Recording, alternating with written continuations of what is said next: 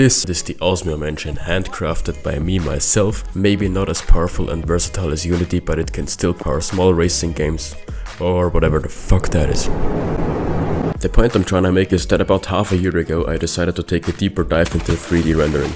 In this video I'll take you all the way from projection up to the finished 3D game engine.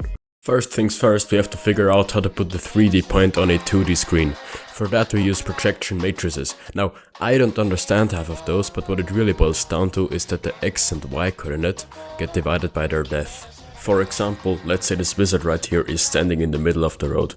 The further I move him away from us, the smaller he gets. That's literally all you have to understand to know about point projection. The depth I was talking about is the distance to the camera. Since we divide the width by the distance, the further he goes, the smaller he gets, until he's nothing but a point. Now that was quickly implemented, and now we have achieved our first cube. Or maybe not. Even with connecting lines, it just doesn't look that great at all. Now how do we actually fill out the sides of a cube? Initially, I tried to simply take 3 points, create a triangle and fill that out. But that obviously doesn't work since the computer has no way of knowing what triangle is up front. Or does it?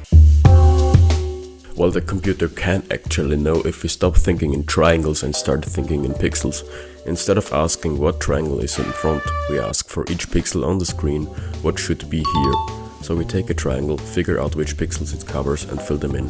But here's the trick, for every pixel we also store its depth. So when another triangle tries to draw over it, we simply check if something is already in front of it. Now the concept I just explained is called rasterization, and it took me 1 whole month to wrap my head around it.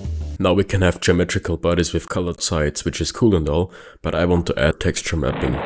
In case you don't know what that is, it's basically just mapping textures.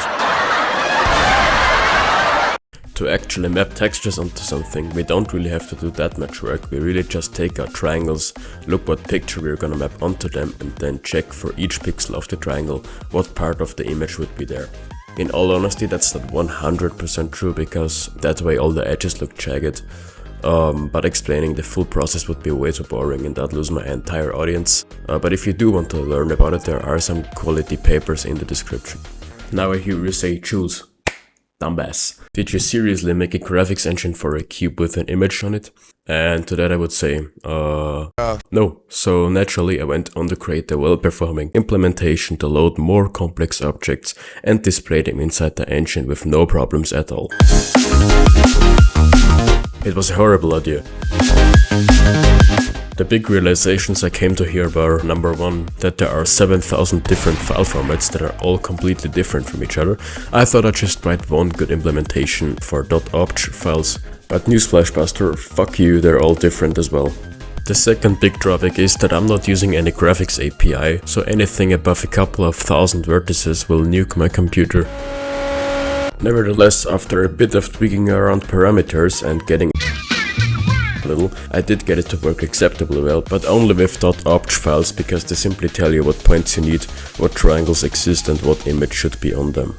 So, to prove the big and strong Osmium engine's worth, it's only right to make a game using it. I just happen to be very fond of racing games, so that's what we're gonna make. First and foremost, it's kind of hard to race without a race car. I initially tried to load in a 3D model for one, but I literally could not find one that is compatible with my implementation.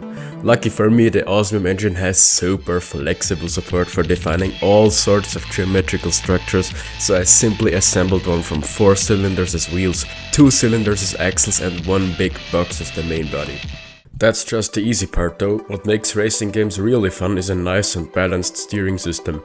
Being the primitive guy I am though, I had zero idea how to make that, so I just ended up setting the turning radius to be very much tighter at slower speeds, and it worked surprisingly well.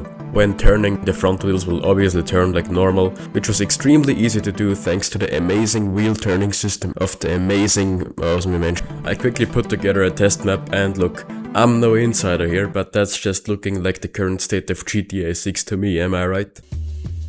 To spice things up though, I want to add procedural track generation, and for that I wrote a nice little algorithm. It's really just a simple one that generates one track step at a time, with each step having a certain probability to go left, right or just straight ahead. While that's really simple, it causes the track to cross over itself, so I just made some changes that don't really fix the issue but make it less likely, I guess. Yeah. So to finish it off, I added start and finish tiles, added time tracking and made sure you can't just take shortcuts, and just like that we're done. This project taught me a lot about how 3D engines work deep down, and it sure as hell was a ton of fun to make. If you enjoyed watching me, be sure to like and subscribe, that would mean the world to me, and I got a couple different new things coming up in the near future. With all that being said, bye!